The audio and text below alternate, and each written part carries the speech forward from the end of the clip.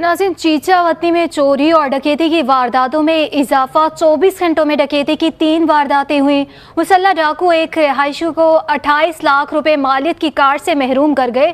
दूसरी वारदात में बेकरी से 1 लाख रुपए की नकदी और तीसरी वारदात में 5 लाख से जायद मालियत का ट्रैक्टर छीनकर फरार हो गए।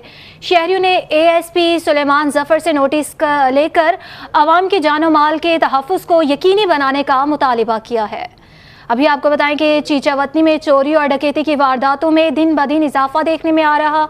24 घंटों में डकैती की 3 वारदातें सामने आई, जिसमें मुसल्लह डाकू एक रिहायशी को 28 लाख रुपए मालियत की कार से महरूम कर गए, जबकि दूसरी वारदात में बेकरी से 1 लाख रुपए की नकदी और तीसरी वारदात में 5 लाख से जायद मालियत का ट्रैक्टर छीनकर फरार हो गए। जबकि शहरियों ने एएसपी सुलेमान जफर से नोटिस लेकर अवाम के जानो माल के तहफ़्फ़ुज़ को यकीनी बनाने का मुतालिबा किया है।